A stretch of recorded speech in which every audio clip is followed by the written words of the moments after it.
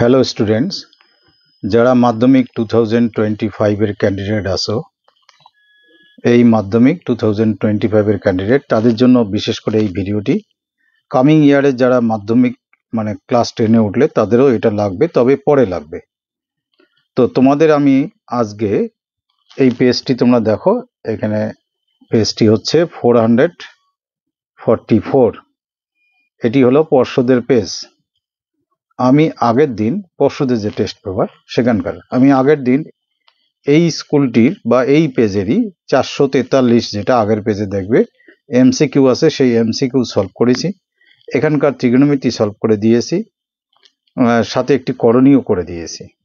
তো আজকে এখানকার চারের যে কোশ্চেনগুলো আছে, 4 দাগের বা 4 নংয়ের যে কোশ্চেন আছে, মনে হয় 12টি কোশ্চেন আছে, সেটি সলভ করে দিচ্ছি।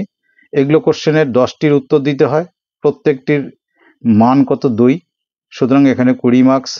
আমি বারবার বলেছি তোমরা বড় কোশ্চেন হয়তো বই থেকে পুরো সলভ করে প্র্যাকটিস করে রেডি রাখতে পারবে, কমনও পাবে, কিন্তু এই 4 দাগের কোশ্চেনগুলো বা 4-এর যে কোশ্চেন অবজেক্টিভ আছে সেগুলো কিন্তু অনেক সময় কমন পড়ে না বা একটু ক্রিটিক্যাল হয়, যার জন্য তোমরা আনসার করতে পারো না। সেক্ষেত্রে কিন্তু তোমাদের কারো 100-এ 100 পাওয়ার আশা থাকলে সেই আশাটা পূর্ণ হয় না। তা সুতরাং আমি এই কয়েকদিনের মধ্যে কয়েকটি এই 4-এর পেজেরগুলো সলভ করে দেব, তোমরা একটু দেখতে থাকো। প্রসঙ্গক্রমে বলি, কেউ একজন আমার আগের ভিডিওতে কমেন্ট করেছে যে স্যার পর্ষদের টেস্ট পেপার একটু বেশি করে সলভ করে দেন। আমার ভালো লেগেছে এই কারণে যে তোমাদের ভিডিওটা কোনো উপকারে লাগছে। যদি তোমরা কোনো কমেন্ট না করো, খারাপ হলেও তোমরা বলবে কোন জায়গাটা আমার খারাপ হচ্ছে, তাহলে আমি নেক্সট ভিডিও করতে আমার সুবিধা হয় বা আমার ইচ্ছা হয়। তো যাই হোক, কমেন্ট করবে, কমসে কম কমেন্ট করবে, বা তোমাদের কি চাই বারবার বলি। তো যাক, কাজের কথায় আসি। আমরা কোশ্চেনের প্রথম নাম্বারটা আছে যেটা 4-এর 1, 4-এর 1 কোশ্চেনের নাম্বারিং পরীক্ষার হলে তোমরা ঠিকঠাক করবে, এই নাম্বারিংয়ে কিন্তু ভুল করবে না। ক্লিয়ার ভাবে আগে নাম্বারিং করে বলেছি কি, 3 ব্যক্তির মূলধনের অনুপাত, তাদের মূলধনের অনুপাত, এখানেও সংক্ষেপে তোমরা লিখতে পারবে, তবে বেশি সংক্ষেপ করা যাবে না, একটু লিখতে হবে। এমসিকিউতে একদম সংক্ষেপ লিখবে। 3 জনের মূলধনের অনুপাত বলা আছে 4:7:9। তোমরা বইয়ের সঙ্গে মিলিয়ে নেবে, আমি এখান থেকে কোশ্চেনটা বারবার দেখাতে পাচ্ছি না। তা একটা কথা তোমরা জেনে রাখবে, কোনো ব্যবসায় মূলধনের যা অনুপাত হয় লাভেরও অনুপাত তাই হয়। অতএব তাদের লাভেরও অনুপাত, তাদের লিখবে, আমি বলে যাচ্ছি, তাদের লাভের অনুপাত হবে কত, 4:7:9। ধরি, আমরা যদি ধরে নেই, ধরি তাদের লাভ বা লাভের পরিমাণ যথাক্রমে মানে পরপর, যদি যথাক্রমে মানে পরপর, যথাক্রমে কারো 4x টাকা, পরের জনের হবে 7x টাকা, এবং তারপরের জন্য কত হবে 9x টাকা। তাহলে বলা আছে প্রথম জনের থেকে তৃতীয় জন 100 টাকা বেশি লাভ পায়। তার মানে এটি কিউ, তৃতীয় জন মানে 9x, তার থেকে বাদ দেবো কি 4x ইকুয়াল টু 100 টাকা। এখানে এটি কিউ এর পর টাকা হয় না, লিখবে না। তার মানে কি হলো 5x ইকুয়াল টু 100 টাকা।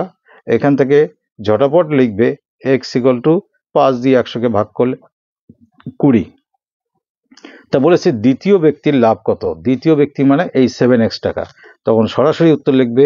অতএব দ্বিতীয় ব্যক্তির লাভ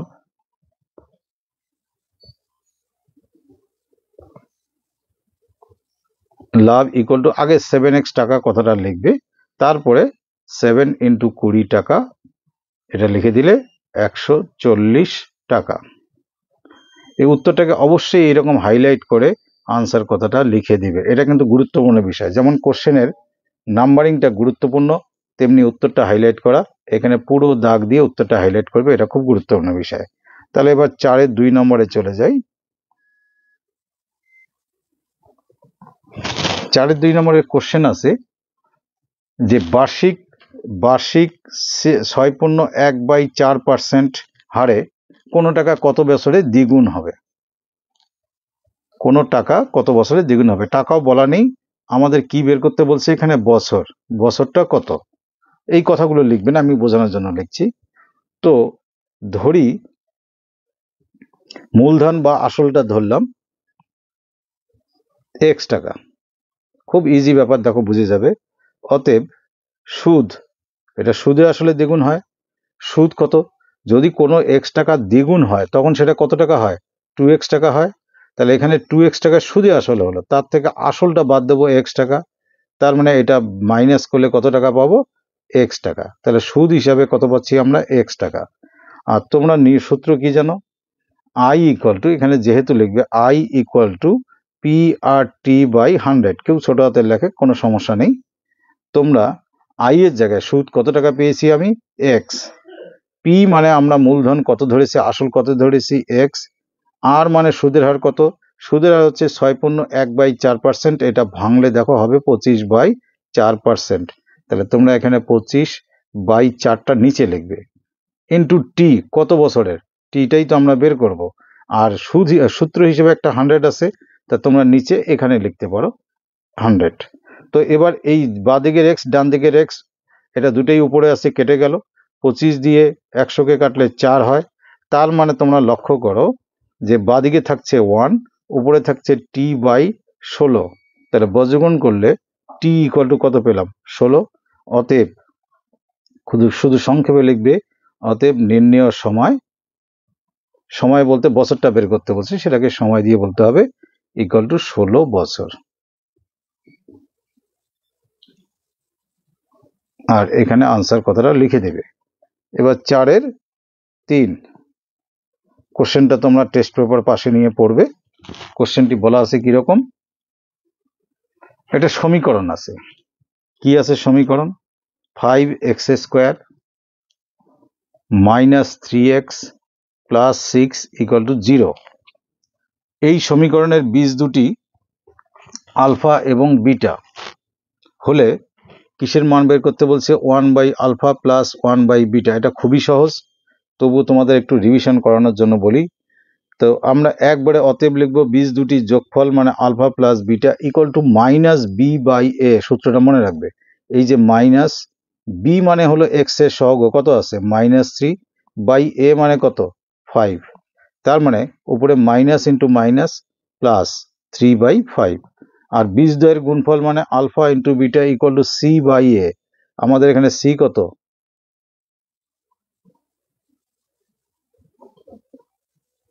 সি হলো আমাদের 6। সি বাই এর মান কত? এর মান হচ্ছে এই যে এক্স স্কোয়ারের সহগ কত? 5। দুটো মান পেয়ে গেলাম। যে রাশির মান বের করতে বলছে সেটা কি? 1/α প্লাস 1/β। এখানে পাশে ইকুয়াল টু দিয়ে আলফা বিটার লসাগু হচ্ছে আলফা ইন্টু বিটা। আর উপরে কি হবে?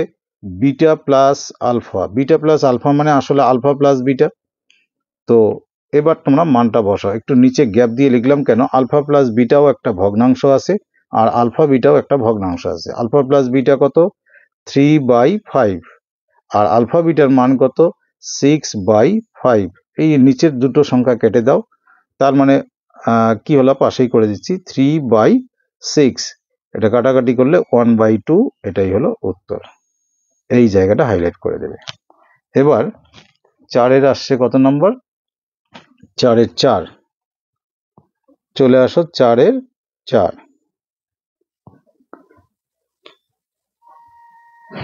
বলা আছে এখানে যে X varies as Y square, নিশ্চয়ই তোমরা দেখেছো।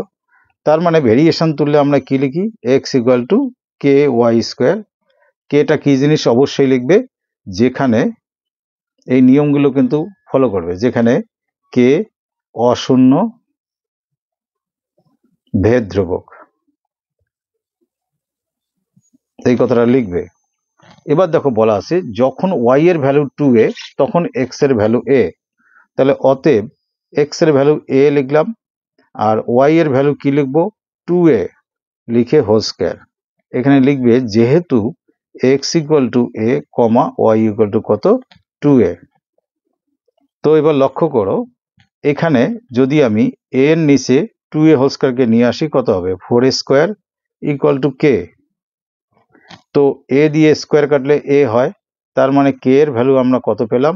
উপরে কিন্তু 1 আছে, নিচে 4a ভালো করে লক্ষ্য করবে 4a। তো আমরা এক জায়গায় এক্স আর ওয়াই এর মধ্যে যে ভেরিয়েশন তোলার পর যে সম্পর্ক পেয়েছি সেটা ছিল এটা, কি ছিল, X equal to K Y square. তাহলে এক্স আর ওয়াই এর মধ্যে সম্পর্ক চেয়েছে, কে এর ভ্যালুটা বসাবো, কে এর ভ্যালু কত পেলাম, 1/4a ইন্টু ওয়াই স্কোয়ার। যদি বজ্রগণন করি তোমরা লক্ষ্য করো 4ax equal to Y square. এটাকেই অনেকে ঘুরিয়ে সুন্দর করে লেখে Y square equal two 4ax। এটা লিখলে তো পাশে লিখে দেবে যে ইহাই নির্ণেয় সম্পর্ক। এবার 4 কত, 5। এখানে কিন্তু একটা ছবি দেওয়া আছে, ছবিটা কিরকম আছে, একটি সমকোণী ত্রিভুজ আছে।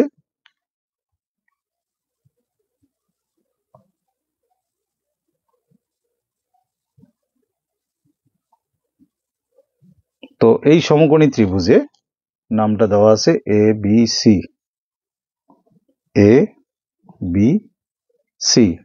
এই বি কিন্তু এটা সমকোণ, বলছে বি থেকে অতিভুজের উপর একটি লম্ব টানা হয়েছে। তোমরা স্কেল দিয়ে লম্ব টানা নিশ্চয়ই প্র্যাকটিস করেছো, যেটা আমার এখন বোঝানো সম্ভব নয়, অন্য কোনো ভিডিওতে বোঝাবো, পরের বছরের স্টুডেন্টরা বুঝবে। যাই হোক, তো সমকোণী ত্রিভুজের সমকোণিক বিন্দু থেকে অতিভুজের উপর যদি লম্ব এরকম টানা যায়, তাহলে সেক্ষেত্রে এই বিডি স্কোয়ার তোমরা পিথাগোরাসের উপপাদ্য যেখানে পড়েছো সেখানে আশেপাশে সদৃশ্যতার চ্যাপ্টারে দেখবে এই 3টে শর্ত দেওয়া আছে, 3টে রিলেশন। যদি এরকম লম্ব টানা যায় তাহলে হয় বিডি স্কোয়ার ইকুয়াল টু এডি ইন্টু সিডি। তোমরা ডিরেক্ট এটা লিখতে পারো। তো বিডির মান কত, কোশ্চেনে দেখো বিডির মান আছে কি 8, তাহলে এখানে কি লিখবো, 8 স্কোয়ার ইকুয়াল টু এডির মান দেওয়া আছে 4 ইন্টু সিডির মান নেই, এখানে ব্র্যাকেটে লিখবে যেহেতু বিডি কত 8 সেন্টিমিটার আর লিখবে এডি ইকুয়াল টু কত 4 সেন্টিমিটার, এই কথাটুকু লিখবে। তাহলে 8 8 কত হচ্ছে 64, আর এদিক থেকে 4 কে আনলে এখানে 4 আসলো ইকুয়াল টু সিডি। 4 দিয়ে 64 কে কাটলে এটা 16 হয়, তার মানে আমরা সিডি কত পেলাম, সিডি ইকুয়াল টু 16 সেন্টিমিটার। বাস এইটুকুই উত্তর, এখানে আন্ডারলাইন করে পাশে আনসার কথাটা লিখে দেবে। 4 5 গেল, এবার 4 6।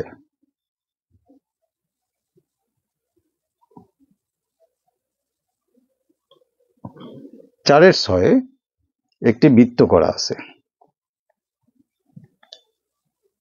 বাই দি বাই বলি, আমি আগে যে জ্যামিতির অবজেক্টিভ দিয়েছিলাম সেখানে কিন্তু এই অঙ্কটি করে দিয়েছি, অনেকে হয়তো দেখোনি, এবং জ্যামিতির অবজেক্টিভের সেই ভিডিওটি তোমাদের সবারই দেখা উচিত। তো এখানে আমি অঙ্কটা আর একবার বুঝিয়ে দিচ্ছি। বলছে এই কোণের সমদ্বিখণ্ডক যে সমান দুই ভাগে ভাগ করেছে সেটা এখানে এস বিন্দুতে ছেদ করে, এটা পি আর এটা হচ্ছে কিউ, এটা হচ্ছে আর। এবার এস আর আর যোগ করা আছে, আবার পিএস যোগ করা আছে, সরি পিএস যোগ করা নেই, তবে যোগ করতে হবে। আবার এইদিকে পি আর আর যোগ করা আছে। পি আর আর যোগ করে বলে দিয়েছে কি, এখানে কোনগুলো আমি বলছি, এই যে সমদ্বিখণ্ডিত করেছে যে পি কিউ সরলরেখাটা, তার নিচের অংশটা, এই আধা অংশের ভ্যালু আছে এস কিউ আর, এটা 35 ডিগ্রি, এই কোণটি আছে 35 ডিগ্রি, আর পি কিউ আর আছে 32 degree. P Q R, P R Q, P আর কিউ বলতে এই কোণটি, এই কোণটির মান আছে 32 ডিগ্রি। এবার কোশ্চেনে বলেছে কি S Q S R, Q Q S R, that means আমাকে এই কোণটি বের করতে হবে, এটা দেবে কোশ্চেন মার্ক। তোমরা এভাবে চিত্রটা রিপ্রেজেন্ট করবে, যেটা যেটা কোণের ভ্যালু দেওয়া আছে সেই সেই ভ্যালুগুলো লিখে দেবে, আর যেটা বের করতে বলবে সেটাকে কোশ্চেন মার্ক, এখানে ভেতরে জায়গা থাকলে ভেতরে দিবে, নাহলে বাইরে দেবে। তো এবার দেখো মুখে মুখে আগে বলে নেই, এই এই সরলরেখাটি এই পুরো কোণটাকে দুভাগে ভাগ করেছে। তার এই আধা অংশ যদি 35 হয় তাহলে বাকি আধাও 35, তাহলে পুরো কোণটি কত? পুরো কোণ মানে এখানে লিখব কোণ পি কিউ আর, এই পূর্ণ কোণটি আধার ভ্যালু যদি 35 হয়, পূর্ণ কোণটির মান 35 ইন্টু 2 ইকুয়াল টু কত ডিগ্রি? 70 ডিগ্রি। এবার লক্ষ্য করো তোমরা, পি কিউ আর যে ত্রিভুজ আছে তার দুটি কোণ পেয়েছি। এই দাগের কোণটি পেয়েছি 70 ডিগ্রি এখন পেলাম, আর এই কোণটি পেয়েছি 32 ডিগ্রি। তাহলে এই বাকি কোণটি নিশ্চয়ই পাবো 180 থেকে বিয়োগ করে। সেটা লিখব কি? ত্রিভুজ পি কিউ আর এর বাকি কোণটির নাম Q P R equal to 180 degree থেকে মাইনাস করব কাকে? 70 ডিগ্রি। এই যে পূর্ণ কোণটি 70 ডিগ্রি আর এখানে 32 ডিগ্রি। তো মাইনাস করে দেখো তোমাদের আসবে 78 ডিগ্রি। আমি একবারে করে দিলাম, তোমরা দেখে নিও। এবার দেখো এই কোণটি আর এই কোণটি সমান, কারণ এরা একই বৃত্তাংশস্থ কোণ। তাহলে আমরা নিচে লিখব অতএব কোণ Q S R equal to কোণ কিউ পি আর। ব্র্যাকেটে লিখবা যে যেহেতু এরা একই বৃত্তাংশস্থ কোণ।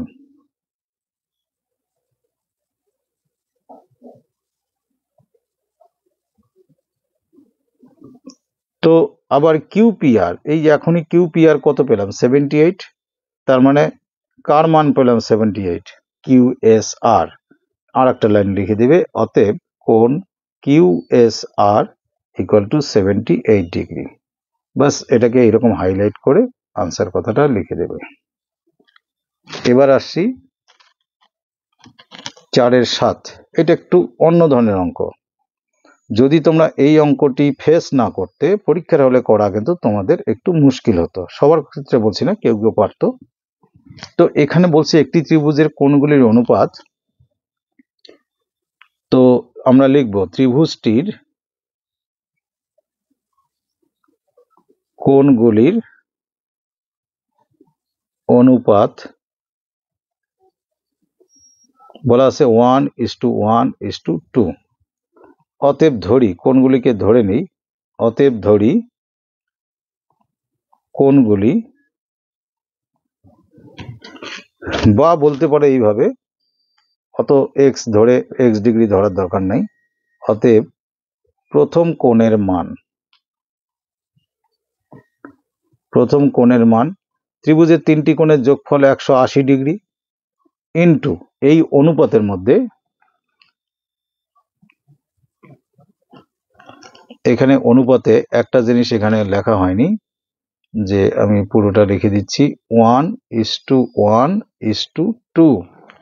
তো প্রথম কোণটির ভাগ কি? উপরে 1, নিচে তিনটে সংখ্যার যোগফল 1 + 1 + 2 এত ডিগ্রি।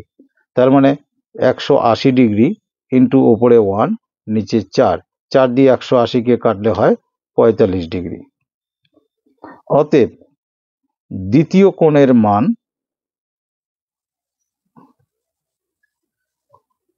এটাও 45। কেন আমি 45 লিখলাম? কারণ প্রথম দুটির অনুপাত সেম, এটা 1 এটা 1। তৃতীয় কোণটির মান, অতএব তৃতীয় কোণের মান 180 ডিগ্রি ইন্টু এর 2 ভাগ উপরে নিচে 4 দিয়ে 180 কাটলে কত বললাম? 45 ডিগ্রি হবে। তাকে 2 দিয়ে গুণ করলে কত হবে? 90 ডিগ্রি। এবার তোমরা বিষয়টা বোঝার চেষ্টা করো। একটি কোণ 90 ডিগ্রি আর দুটি কোণের প্রত্যেকটি 45 ডিগ্রি। তার মানে ত্রিভুজটি কি? সমকোণী সমদ্বিবাহু ত্রিভুজ। অতএব আমরা লিখে দেব ত্রিভুজটি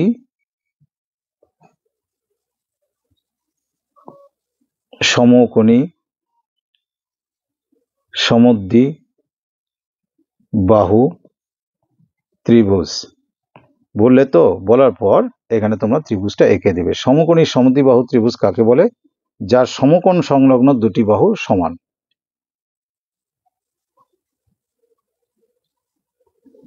তো ত্রিভুজটা ধরলাম এ, বি সি, এটা সমকোণ, এই বাহুটা এই বাহুর সমান, তাহলে এই বাহুটাকে যদি আমি এ একক ধরি, তাহলে এই বাহুটিও কত হবে? এ একক, এরা তো সমান। তো এই চিত্র আঁকানোর পর এখানে সরাসরি পাশে লিখবে যে অতএব এসি স্কোয়ার, অতিভুজের স্কোয়ার, ইকুয়াল টু লম্ব স্কোয়ার মানে কি এবি স্কোয়ার, প্লাস ভূমি স্কোয়ার মানে কি বিসি স্কোয়ার। তাহলে শুধু এসি ইকুয়াল টু কি হবে? Root over a square plus A square. কেন? এ বিও এ একক আর বিসিও এ একক, এত একক, তো অ্যাকচুয়ালি আসবে রুট ওভার 2a স্কোয়ার। 2 এর মাথায় রুট থাকবে, কিন্তু এ স্কোয়ারের বর্গমূল এ হবে, √2a একক। তাহলে তিনটে বাহু কি পেলাম? এই বাহুটি আমি পেলাম, অতিভুজকে পেলাম √2a একক পেলাম। আর দুটি বাহু কি ছিল? এ এ আর এটা √2a।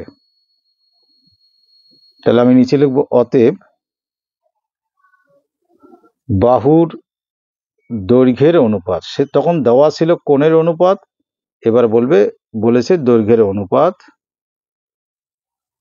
ইকুয়াল টু, তোমরা লিখবে এ, পরেরটাও ধরেছি এ, তারপরেরটাও ধরেছি, তো পেয়েছি আমরা √2a। সবার থেকে যদি এ দিয়ে ভাগ করো তাহলে 1:1:√2। তো যাই হোক, এই অঙ্কটি কিন্তু বিশেষভাবে মনে রাখবে, একটু স্পেশাল অঙ্ক, কোশ্চেন একটু এদিক ওদিক করলে এটি দেওয়ার সম্ভাবনা আছে। পরের কোশ্চেনে আসি, 4-এর 8 নাম্বার, 4-8। এই কোশ্চেনটি খুবই ইম্পর্টেন্ট, বইয়েও আছে, এবং আমি আমার ত্রিগোনোমেট্রির যে ভিডিও, ত্রিগোনোমেট্রির অবজেক্টিভ নামে আমার ভিডিও আছে, আমার চ্যানেলে সার্চ করলে তোমাদের উপকার হবে। যাই হোক, আর cos থিটা ইকুয়াল টু দেওয়া আছে 2√3। আর কি দেওয়া আছে এখানে লিখবে, যেহেতু লিখবে। আর একটি দেওয়া আছে আর সাইন থিটা ইকুয়াল টু আছে 2। এই তো দেওয়া আছে, তা তোমরা একটা শর্ত পাশে আছে, ওটা দরকার আছে। তোমরা কি করলে, দ্বিতীয় যে আর সাইন থিটা আছে, দ্বিতীয় রিলেশনটা, তাকে প্রথম রিলেশন আর cos থিটা দিয়ে ভাগ করলে উপরে যাবে কি 2। আমরা এই সমীকরণকে এই সমীকরণ দিয়ে ভাগ করছি, তাহলে উপরে 2, নিচে কি 2√3, 2 কাটলো আর কাটলো। তো তোমরা sine theta by cos theta মানে কি জানো? Tan theta. তার মানে আমরা কি পেলাম? Tan theta equal two 1/√3। 1/√3 মান কি? ট্যান দিয়ে কত ডিগ্রি? Tan 30 degree. তার মানে আমার থিটা কত হলো? Theta 30 degree. একটা মান পেলাম। এই থিটার মানটা এই সমীকরণে বসিয়ে দাও। সেই সমীকরণটা কি? যেহেতু আর সাইন থিটা ইকুয়াল টু 2, তো লিখবে অতএব আর ইন্টু সাইন থিটা মানে সাইন 30 ডিগ্রি, কারণ থিটার ভ্যালু এক্ষুনি 30 ডিগ্রি পেলাম, ইকুয়াল টু 2। তার মানে আর ইন্টু সাইন 30 ভ্যালু হচ্ছে 1/2 বা হাফ। তাহলে বজ্রগুণ করে দেখো আর এর মান কত আসলো? 2×4। এখানে বলে দিই, এইভাবে উত্তর ছাড়বে না, আলাদা করে লিখবে। অতএব আর ইকুয়াল টু 4 আর থিটা ইকুয়াল টু 30 ডিগ্রি। এই উত্তর লেখারও নিয়ম হচ্ছে, যেটাকে আগে লিখতে বলছে ওরা প্রশ্নে, সেটা আগে লিখবে, এইরকম হাইলাইট করে লিখবে আনসার। এবার 4-9,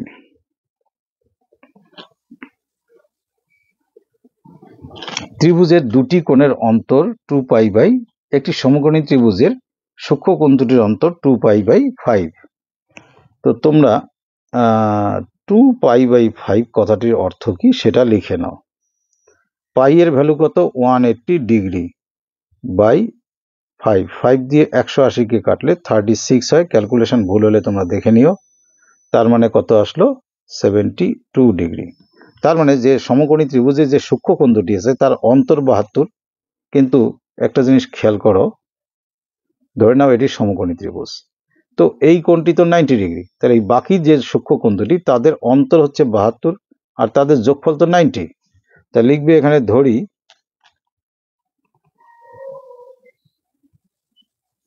সূক্ষ্ম কোণ দুটি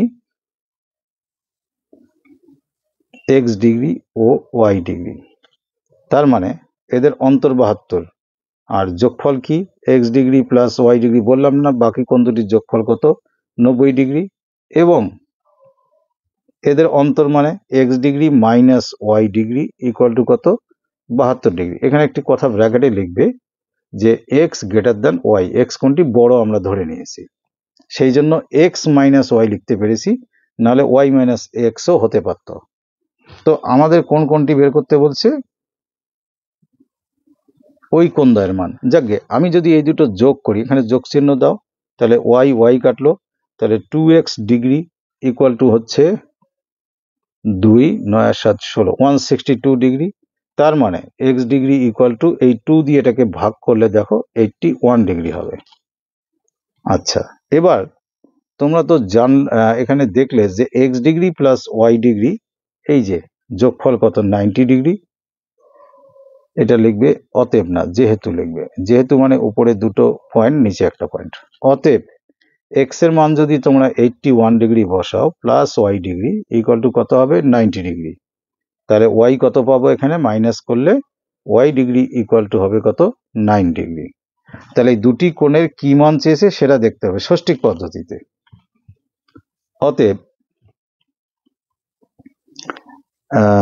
প্রথম সূক্ষ্মকোণের, এইভাবে লিখি, প্রথম সূক্ষ্মকোণের, আমরা যেটা প্রথম ধরেছি সূক্ষ্মকোণের মান, ষষ্ঠিক কথাটা লিখতেও পারো নাও লিখতে পারো, কত 81 ডিগ্রি।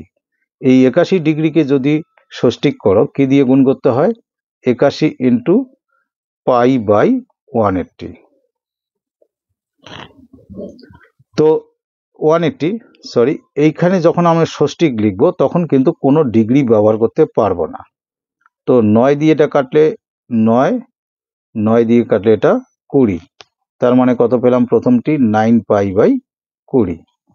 আর দ্বিতীয় ষষ্ঠিক কোণের মান কি লিখবো, দ্বিতীয় সূক্ষ্মকোণের মান মানে ষষ্ঠিক মান, ওর ছিল 9 ডিগ্রি, 9 ডিগ্রিকে যদি আমি রেডিয়ান করি, এখানে রেডিয়ান লিখতে পারো নাও লিখতে পারো, কোনো অসুবিধা নাই। তাহলে আমরা কি লিখবো, 9 ডিগ্রি কথাটা থাকবে না, পাই বাই 180, 9 দিয়ে এটা কত হবে 20, তার মানে কত হলো 9 পাই বাই, সরি 9 নয়, উপরে কি থাকলো শুধু পাই, তাহলে পাই বাই 20। তাহলে এই দুটো হচ্ছে আনসার, এখানে একবার মার্ক করবে, এখানে একবার মার্ক করবে। 4-এর এরপরে কোশ্চেন নাম্বার হচ্ছে 4-এর 10। এখানে শঙ্কু নিয়ে কথা বলা আছে, তো ফটাফট একটা শঙ্কু তোমরা আঁকাবে।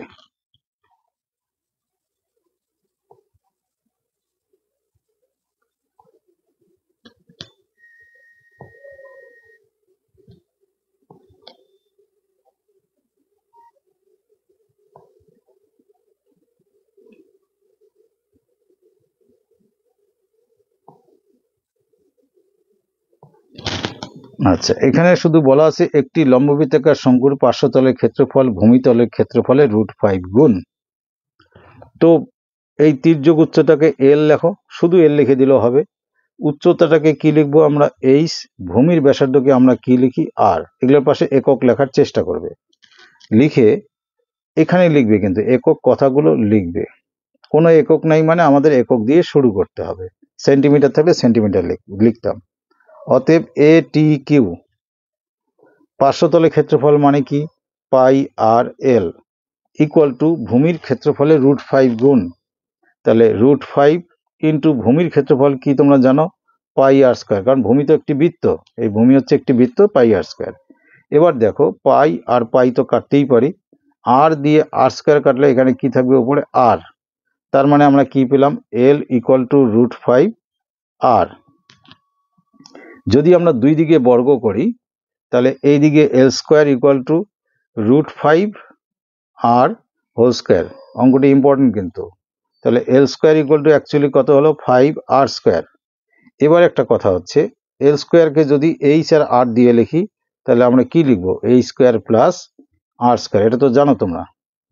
তাহলে এখান থেকে যদি আমি এই স্কোয়ার লিখি তাহলে 5 আর স্কোয়ার মাইনাস আর স্কোয়ার, এই আর স্কোয়ারকে ওই দিকে করলাম, তার মানে এই স্কোয়ার ইকুয়াল টু কত হলো 4r স্কোয়ার।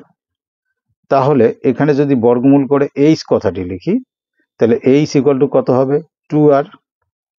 তার মানে এইচ বাই আর যদি করি তাহলে 2/1। অতএব এইচ ইস টু আর কত হলো 2:1। অনেকে এখানে দ্রুত উত্তর লেখে, লিখবে না, লিখবে অতএব কথাটা লিখবে, প্রশ্নটা চেক করে লিখবে উচ্চতা ও ব্যাসার্ধের অনুপাত সর্বদাই উত্তর ভাষায় লিখবে, এখানে লিখবে না, কিন্তু বারবার বলছি অনুপাত ইকুয়াল টু 2:1। এইটুক কথা লিখতে এমন কিছু টাইম লাগবে না এবং এটাকে হাইলাইট অবশ্যই করবে। 4-এর 10 গেল, 4-এর 11।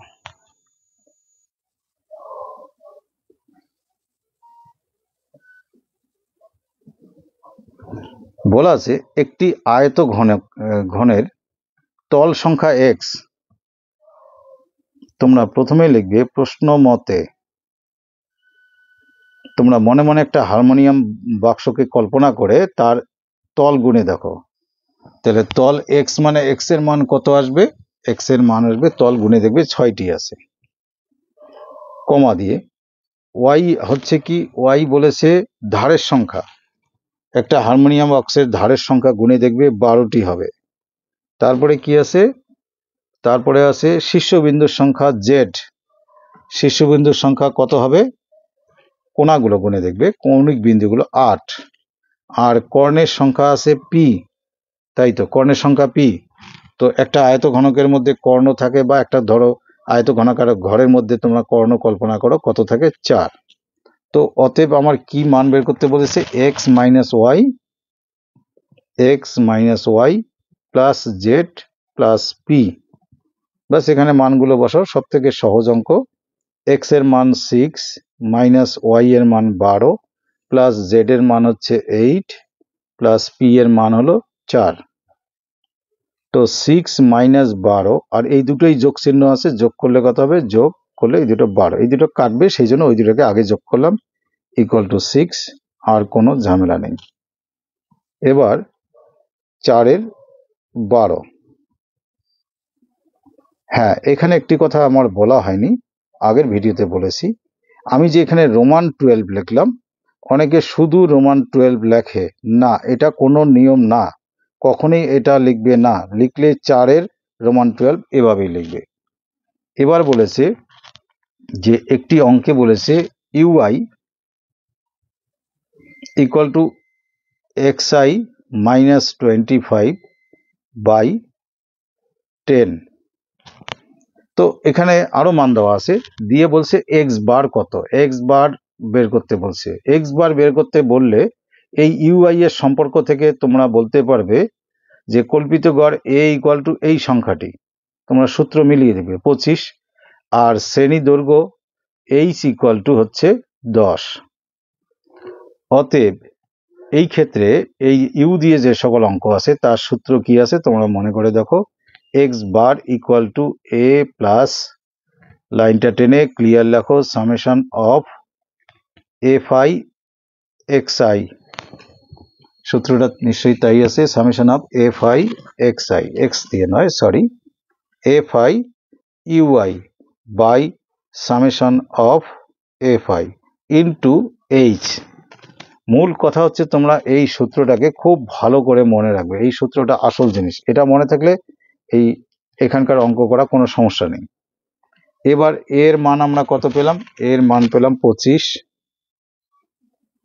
কোশ্চেনে দেখো summation of F I U I আছে কত 20, আর সামেশন অফ এফ আই আছে 100, মানে পরিসংখ্যার যোগফল আছে 100। আর এইচ এর ভ্যালু আমরা এই শর্ত থেকে পেয়েছিলাম কত 10। এই জিরো কাটো, শূন্য দিয়ে উপরে শূন্য কাটো, তাহলে 25 প্লাস কত থাকলো 2 ইকুয়াল টু 27। এই হলো উত্তর। আর এখানকার 4-এর দাগের সবগুলো অঙ্ক এভাবেই